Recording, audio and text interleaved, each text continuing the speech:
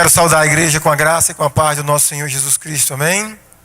Boa noite a todos, quero dar as boas-vindas a todo mundo, muito obrigado. Se você escolheu estar aqui com a gente nessa noite, em nome da Igreja Batista Memorial, sejam todos bem-vindos.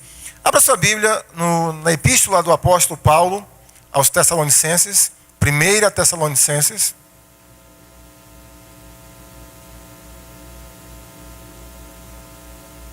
Primeira Tessalonicenses, capítulo 1.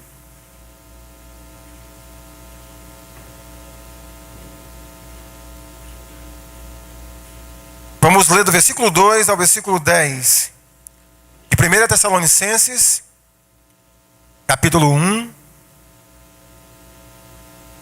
A partir do versículo 2 até o verso 10.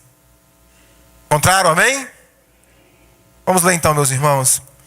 Damos sempre graças a Deus por todos vós, mencionando-vos em nossas orações e sem cessar, recordando-nos diante do nosso Deus e Pai, da operosidade da vossa fé, da abnegação do vosso amor e da firmeza da vossa esperança em nosso Senhor Jesus Cristo, reconhecendo, irmãos, amados de Deus, a vossa eleição, porque o nosso evangelho não chegou até vós tão somente em palavras, mas, sobretudo, em poder, no Espírito Santo e em plena convicção. Assim como sabeis ter sido o nosso procedimento entre vós e por amor de vós. Com efeito, vos tornastes imitadores nossos e do Senhor, tendo recebido a palavra, posto que em meio de muita tribulação, com a alegria do Espírito Santo, de sorte que vos tornastes o modelo para todos os crentes na Macedônia e na Acaia. Porque de vós repercutiu a palavra do Senhor não só na Macedônia e Acaia, mas também por toda parte se divulgou a vossa fé para com Deus, a tal ponto de não termos necessidade de acrescentar coisa alguma. Pois eles mesmos, no tocante a nós, proclamam que repercussão teve o nosso ingresso no vosso meio, e como, deixando os ídolos, vos convertestes a Deus, para servirdes o Deus vivo e verdadeiro, e para a guardar dos céus o seu Filho, a quem ele ressuscitou dentre os mortos, Jesus, que nos livra da ira vindoura. Vamos orar mais uma vez, meus irmãos. E nessa oração eu vou estar mencionando, eu quero pedir a oração pela tia do nosso irmão James, aquele rapaz que estava dirigindo o culto, que está dirigindo o culto. A tia dele foi se submeter a uma cirurgia de vista e deu algumas complicações. Ela está com um problema em uma das vistas, perdeu a visão de uma das vistas. Ela não está bem. O nome dela, cadê o James? Eu acabei. A irmã Selma Reis. Então, vamos orar por ela também nesse momento. Feche seus olhos e ore comigo. Nosso Deus e Pai, cremos, meu Deus, que estamos na Tua presença. Cremos que o Senhor está aqui. E nesse momento tão singular, Senhor, onde a Tua igreja se reúne, pedimos, meu Senhor, a Tua santa presença conosco. Que o Senhor possa encher este lugar com a Tua presença agora, nessa noite, neste momento, meu Senhor. Pedimos, meu Deus, que a Tua palavra haja com poder e eficácia em nossos corações. Que o nosso coração, Senhor, possa reagir para com a Tua palavra, assim como a terra seca sedenta absorve a água quando ela recebe, Senhor. Que o nosso coração absorva a Tua palavra. Eu quero colocar na Tua presença a irmã Selma, Senhor. Tu sabes as adversidades que ela está enfrentando. Pedimos que o Senhor seja com ela, com a equipe médica, com os familiares. Que o Senhor seja com ela nesse momento tão difícil. Te pedimos, meu Senhor, que o Teu Santo Espírito ministre aos nossos corações nessa noite. Em nome de Jesus Cristo que te pedimos e agradecemos. Amém.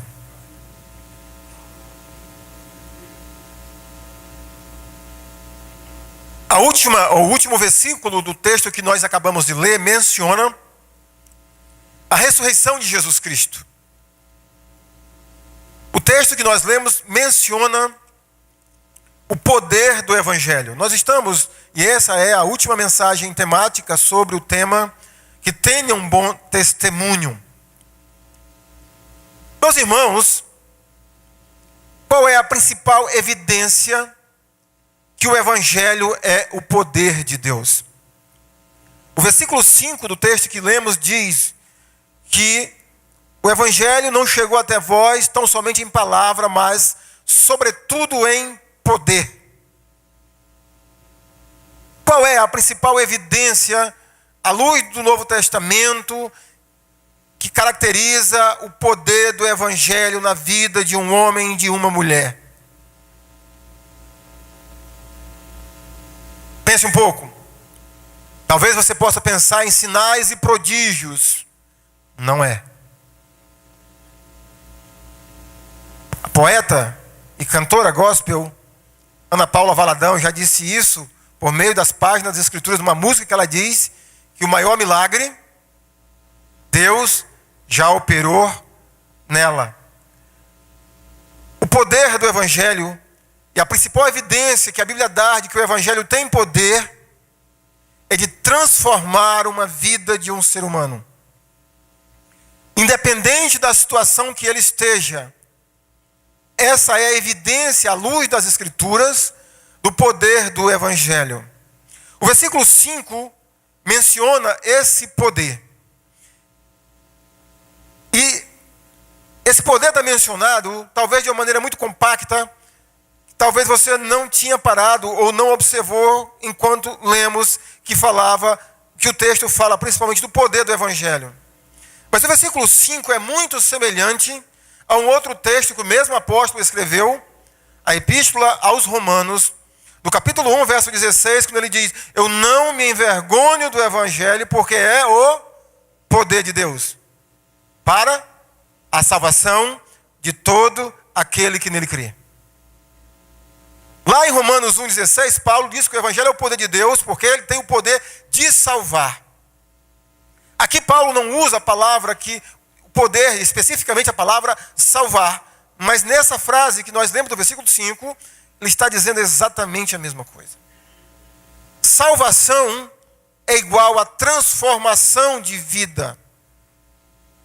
Lá no texto de Romanos, quando o apóstolo Paulo coloca essa frase, que o evangelho tem poder para salvar o indivíduo que crer nele, os 7 capítulos que vêm em seguida, de Romanos 1,17, ao final do capítulo 8 de Romanos, Paulo explica minuciosamente, vou usar aqui uma redundância, o apóstolo Paulo explica paulatinamente, gradativamente, minuciosamente, como é que o evangelho salva. E ele começa a dizer que o evangelho salva quando o evangelho tem contato na vida de um pecador. Porque o primeiro ponto que em Romanos que Paulo desenvolve, a partir do versículo 18 de Romanos 1, até o final do capítulo 3, o meiado do capítulo 3, ele demonstrando que todos os seres humanos são pecadores e precisam de salvação. Em seguida, Paulo diz que esse pecador que é colocado, confrontado com Jesus Cristo, com a santidade de Deus, e crer no evangelho, ele tem a capacidade de ser justificado pelo poder de Deus. E Romanos 3, e o capítulo 4, e o capítulo 5, Paulo explica a justificação. Capítulo 6, 7 e 8, Paulo explica santificação a culminar com a glorificação. Aqui, Paulo está dizendo mais ou menos as mesmas coisas, só que de uma maneira muito sucinta. Portanto, quando o apóstolo Paulo diz aqui que o evangelho não chegou até vocês, tão somente em palavra, mas sobretudo em poder, no Espírito, Paulo está dizendo que o evangelho tem o poder de transformar, de salvar. Salvação, transformação se tornam sinônimos no Novo Testamento. Meus irmãos, o texto começa, como quase todas as epístolas do apóstolo Paulo, como a oração de ação de graças. Não sei se você percebeu isto. Versículo 2, o apóstolo Paulo diz: damos sempre graças a Deus por todos vós. Paulo está orando e ele diz assim: eu agradeço a Deus pela vida de vocês, meus irmãos.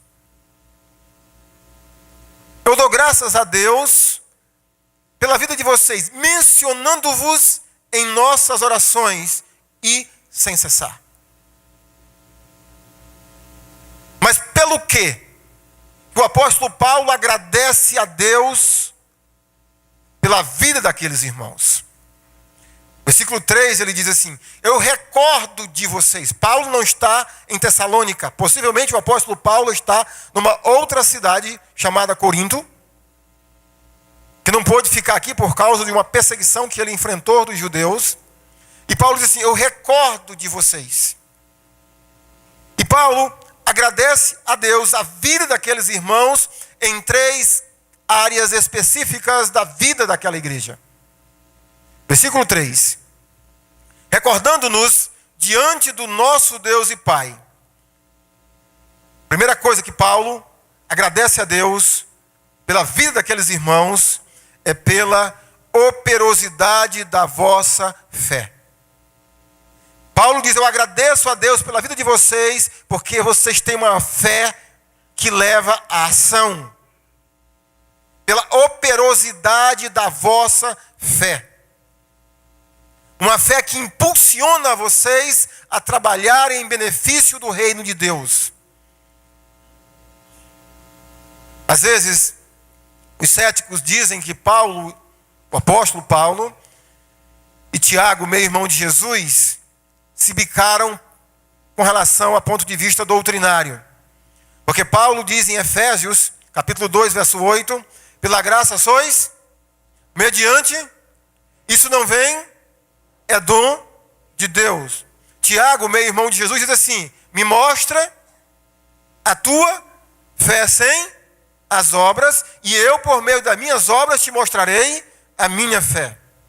Só que os críticos esquecem de ler o que Paulo escreveu no versículo de número 10 de Efésios, que estas boas obras Deus preparou de antemão para que essas pessoas que creem em Jesus Cristo andem nela.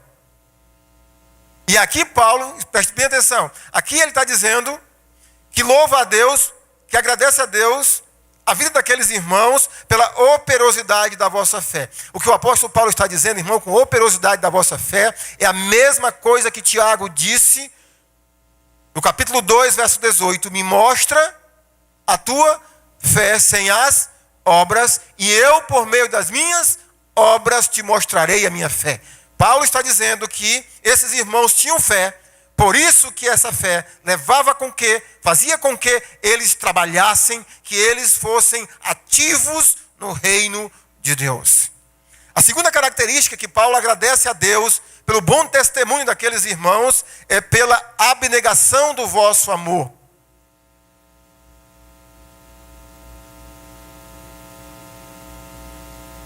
Vocês sabem, meus irmãos, será que nós sabemos o que é abnegação do vosso amor?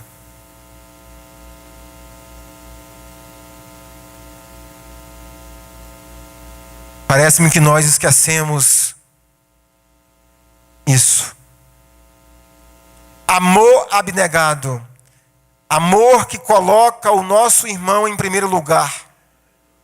Amor que faz com que o outro seja mais importante do que eu. Amor que me leva a me sacrificar no lugar do meu irmão, da minha irmã. Amor abnegado, coisa que parece que a igreja de Cristo tem esquecido. Mas Paulo diz que aqueles irmãos tinham isso, e ele agradecia a Deus pela abnegação do vosso amor.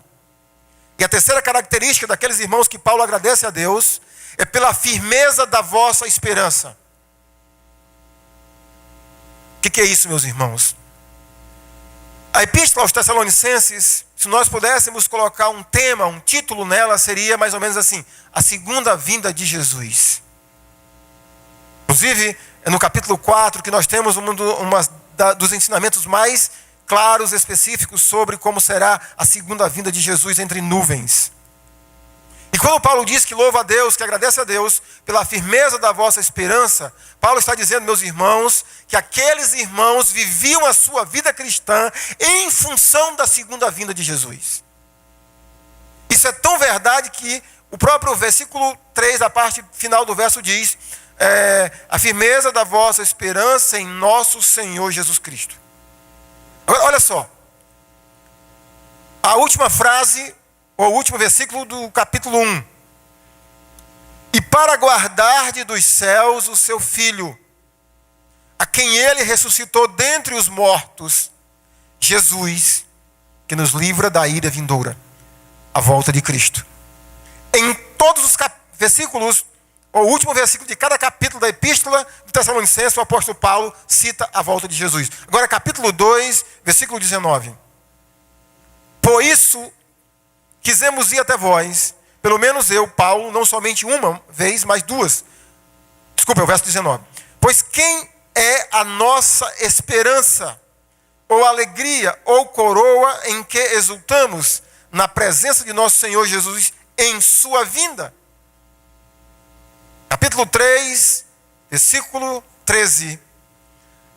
A fim de que seja o vosso coração confirmado em santidade, isento de culpa, na presença de nosso Deus e Pai, na vinda de nosso Senhor Jesus, com todos os seus santos. Capítulo 4, a partir do versículo 13 até o final do capítulo, Paulo fala da segunda vinda de Cristo. Não vou ler o texto. E capítulo 5, versículo 23, mais uma vez ele menciona a segunda vinda de Jesus. O mesmo Deus da paz vos santifique em tudo, e o vosso espírito, alma e corpo sejam conservados íntegros e irrepreensíveis na vinda de nosso Senhor Jesus Cristo. Esses irmãos, Paulo louvava a Deus pela vida deles, porque eles viviam também, tinham uma firmeza, pela firmeza da esperança deles que eles tinham na segunda vinda de Jesus. Eles viviam a sua vida cristã em função também da segunda vinda de Jesus.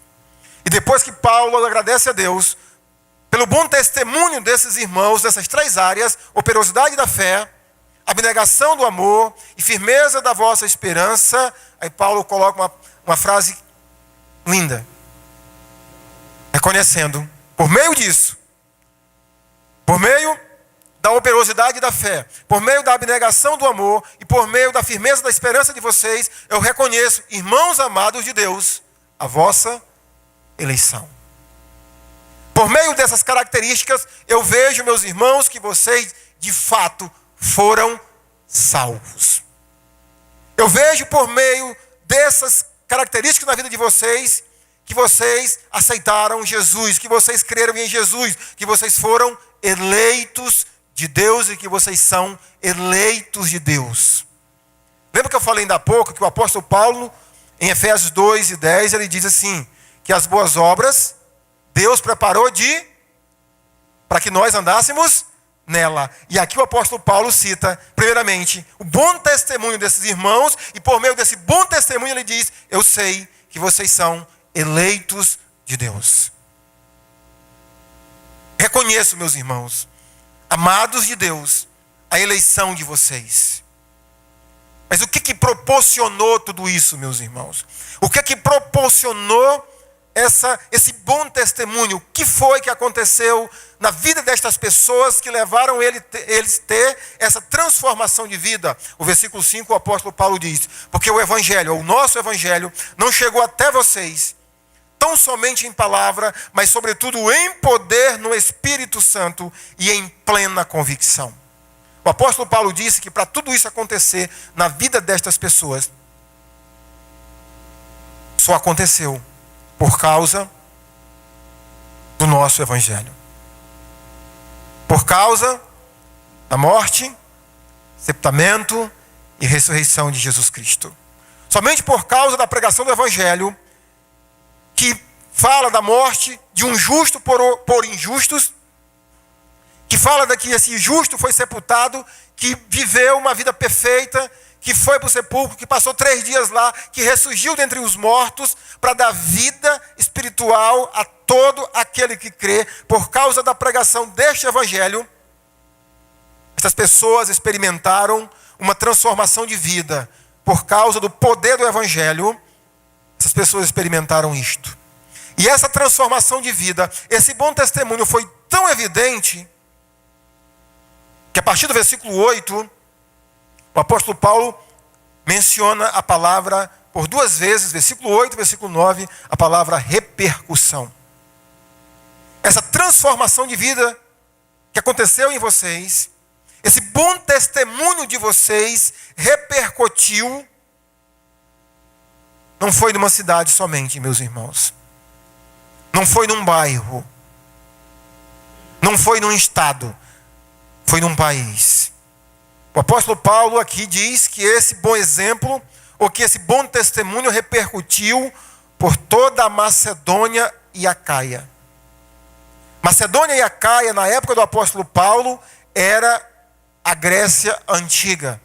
A Grécia Antiga, quando os romanos dominaram, dividiram ela em 2 distritos, ou como se fossem 2 estados. Macedônia, aonde ficava a cidade de Tessalônica e a igreja de Tessalônica, e Acaia, aonde ficava a igreja de Corinto. O apóstolo Paulo diz que esse bom testemunho desses irmãos repercutiu por toda essa região. No versículo 8, o apóstolo diz que por quer de vós repercutiu a palavra do Senhor não só na Macedônia e Acaia, mas também por toda parte se divulgou a vossa fé para com Deus, a tal ponto de não termos necessidade de acrescentar coisa alguma. Você imagina só um pastor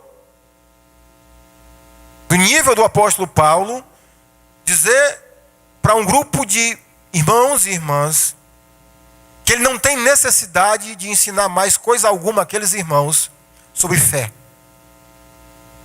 Porque a fé deles repercutiu na Macedônia, na Acaia e em outras regiões. No versículo 9, ele repete a palavra repercutiu, ou no caso, repercussão, pois eles mesmos, no tocante a nós, proclamam que repercussão teve o nosso ingresso no vosso meio, e como, deixando os ídolos, vos convertertes a Deus para servirdes o Deus vivo e verdadeiro. Meus irmãos, o apóstolo Paulo, no versículo 8, diz que o que repercutiu dele, em primeiro lugar, deles foi a fé. No versículo 9 fala que o que repercutiu deles foi a transformação de vida, ou o que nós chamamos de conversão. Pessoas falam às vezes que conversão é um giro de 360 graus. Isso não é conversão. Eu vou fazer um giro de 360 graus, tá ok? O que mudou na minha posição em relação a vocês? Nada. Conversão é um giro, melhor dizendo, agora Ulisses e os outros militares aqui que estão aqui, é aquele que vocês fazem lá de vez em quando. Meia volta, vou ver. Meia volta. Essas pessoas deram as costas para os ídolos e se voltaram para Deus. Mas o que implica, meus irmãos, no período que o apóstolo Paulo escreveu, deixar os ídolos? Porque talvez você possa pensar assim, pastor, então está tudo tranquilo comigo? Eu não adoro imagem de escultura. Eu não tenho tempo de falar nos detalhes o que eram as religiões da época de idolatria. Mas em poucas palavras, meus irmãos, deixar os ídolos implicava em abandonar uma vida devassa, de orgias, de bebedices, de adultérios, de feitiçarias, até mesmo do que muito tem no nosso país, que agora está me esquecendo. A pessoa passa embaixo de uma escada, não quer passar, como é o nome disso? Superstição, abandonar todo o vínculo com o paganismo no qual elas eram inseridas. Essas pessoas fizeram isso porque na vida delas estava agindo o poder de Deus por meio do Evangelho e com a ação do Espírito Santo. Mas, meus irmãos, qual é a metodologia que Deus usou para que houvesse esse bom testemunho dessa igreja? Qual é a metodologia que Deus usa por meio do Evangelho para que vidas sejam transformadas? Como é que Deus trabalha? A maneira que Deus age na vida de um ser humano para que o poder do Evangelho seja evidenciado, para que vidas sejam transformadas. Aqui no texto, meus irmãos, que nós lemos, existe um tripé incrível, a maneira pela qual Deus trabalha para que a sua igreja possa dar bom testemunho. E a primeira coisa, meus irmãos, grave, são 3 coisinhas só, bem simples. Primeira coisa é que a igreja precisa ter líderes confiáveis. Pastores, homens e mulheres de Deus que são confiáveis, que são saudáveis, que têm uma fé sem fingimento. Por que eu lhes digo isso? Olha o versículo 5 mais uma vez, e agora vamos enfatizar a parte C do verso. O apóstolo Paulo diz assim: porque o nosso evangelho não chegou até vocês tão somente em palavra, mas sobretudo em poder no Espírito Santo, em plena convicção. Agora, olha a parte agora que eu quero enfatizar. Assim como sabeis ter sido o nosso procedimento entre vocês e por amor de vocês. Paulo está dizendo assim: a convicção pela qual eu preguei o Evangelho, a convicção pela qual nós pregamos o Evangelho, porque no caso ele não se refere somente a ele, mas a ele e a sua equipe, porque no versículo 1 do capítulo 1 de Tessalonicenses, ele faz a abertura da carta dizendo: Paulo, Silvano e Timóteo, ou seja, Paulo, Silas e Timóteo. E quando ele fala aqui na parte C do verso, assim como sabeis ter sido o nosso, ele se refere a ele, a Silvano e a Timóteo. Vocês viram, vocês perceberam o nosso procedimento, o nosso bom exemplo, nosso caráter entre vocês. Por isso que nós podemos pregar com convicção que o Evangelho tem poder de transformar. Assim como vocês sabem ter sido nosso procedimento entre vós. Não tem como eu resistir, meus irmãos, essa tentação de falar sobre essa palavra entre vós. Há líderes, pastores, que não andam no meio do seu povo. Como é que eles podem ser modelo para o seu povo se ele não anda entre eles? Paulo era o grande apóstolo da graça, mas ele estava entre aqueles irmãos. Por outro lado, meu irmão, não há como você ter um bom testemunho se você não anda também com os seus líderes. Se você não está com os seus líderes. Mas a primeira coisa, meus irmãos, que nós precisamos entender que Deus usa para que sua igreja possa dar um bom testemunho, sua igreja precisa de ter líderes confiáveis. E isso é uma mensagem muito clara para mim, para pastor Marcos e outros irmãos e irmãs que estão na linha de frente da igreja. Nós precisamos ter essa convicção por ver o mover de Deus, o agir de Deus na nossa vida. Por ver e saber quem nós éramos e quem somos e que no que Deus está nos fazendo, nos transformando por sua graça e misericórdia. Nós temos que ser, sim, exemplos para a sua igreja. A igreja precisa, meus irmãos, de ter uma liderança saudável, uma liderança confiável, para que a congregação possa olhar e seguir homens como estes. Líderes confiáveis.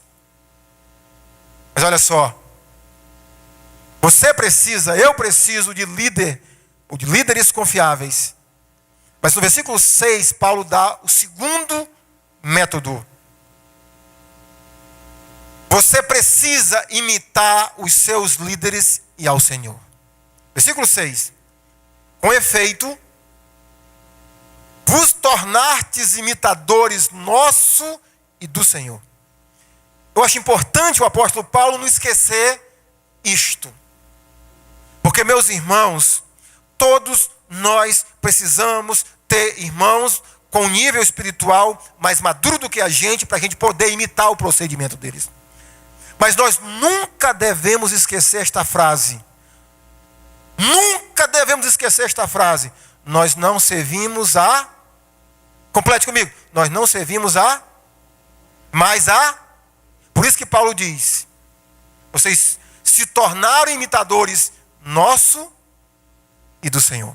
E aí nós podemos, inclusive, pegar a frase que o apóstolo Paulo fala em 1 Coríntios 11:1. Sede meus imitadores, como eu sou de Cristo. É isso que ele está dizendo. Líderes precisam imitar a Cristo, mas você, meu irmão e minha irmã, precisa imitar os seus líderes, mas nunca esquecer que se um dia um líder seu falhar, você não serve a ele. Você serve ao Deus vivo. Nós precisamos imitar aos nossos líderes, mas acima de tudo ao nosso Senhor, como o mesmo apóstolo diz em Efésios 5:1. Sede imitadores de Deus como filhos amados. Nunca esqueça, meu irmão. E quando nós, irmãos, estamos imitando ao nosso Senhor e aos nossos líderes, é perceptível. Paulo aqui dá uma dica. Olha só o versículo 6, ainda versículo 6, ele diz: com efeito, vos tornastes imitadores nossos e do Senhor, tendo recebido a palavra. Às vezes, irmãos, pastor entra em minis depressões. Eu esses dias estou refletindo muito sobre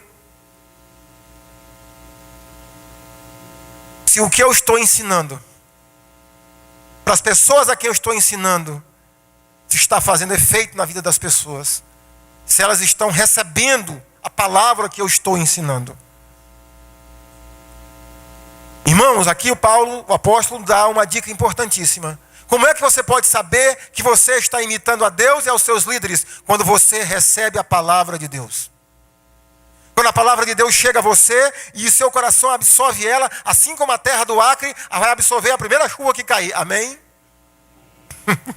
Hoje a Vângela ligou para minha sogra e a bichinha estava apagando fogo, estava pegando fogo lá em Cruzeiro do Sul, lá em Assis Brasil, lá perto da casa, e estava pegando, diz ela que era pruma, que é um tipo de erva, estava pegando fogo e estavam apagando lá o fogo. Quer dizer, o verão está incrível.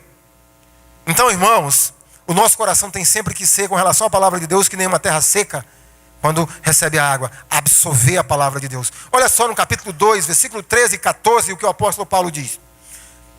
Outra razão ainda temos nós para incessantemente dar graças a Deus. É que, tendo vós recebido a palavra que de nós ouvistes, que é de Deus, acolhestes não como palavra de homens, e sim como em verdade é a palavra de Deus, a qual, com efeito, está operando eficazmente em vós os que credes. Paulo aqui diz, um pouco mais na frente, que a palavra de Deus que aqueles irmãos e irmãs estavam recebendo, estava agindo eficazmente na vida deles. Mais uma vez, mas como é que Paulo sabe disso? Tanto é assim, irmãos, versículo 14, que vos tornastes o quê? Imitadores. Vocês estão se tornando imitadores. Então, segunda dica, meus irmãos, é que nós precisamos, para dar bom testemunho, nós precisamos imitar os nossos líderes e, acima de tudo, o nosso Senhor. E ao fazermos isso, vem a terceira dica para todos nós. Você e eu, ao fazermos isso, nos tornamos modelo para outros. Olha o versículo 7. De sorte que vos tornastes o modelo. Perceberam? Primeiro tem que ter o quê? Líderes saudáveis para você poder olhar para a vida deles e ver o que eles estão pregando. Eles pregam com convicção. Segundo lugar, nós precisamos imitar esses líderes e ao nosso Senhor. Mas ao fazermos isso, nós nos tornamos modelos para outras pessoas que estão crendo no Senhor, para que possam andar como nós estamos andando. Isso é, meus irmãos, a metodologia de Deus, para que a sua igreja possa dar bom testemunho. Líderes saudáveis, pessoas que imitam seus líderes e a Deus, e modelos para outras pessoas. Mas por onde tudo começa, meus irmãos? Por onde tudo começa? Com o poder do Evangelho. Quando essa palavra é ensinada, como Paulo falou aos romanos, que não há nenhum justo, nenhum sequer. Mas que Cristo, na sua misericórdia e compaixão, amou tanto essas pessoas, que deu a sua vida numa cruz lá no Calvário, que foi sepultado e que ressuscitou, para todo aquele que crê, receber remissão, perdão de pecados e ter sua vida transformada. Quando a pessoa crê, esse poder passa a agir na vida delas. Mas tudo começa quando a igreja do Senhor Jesus Cristo prega esse evangelho com convicção. Você pode dizer amém?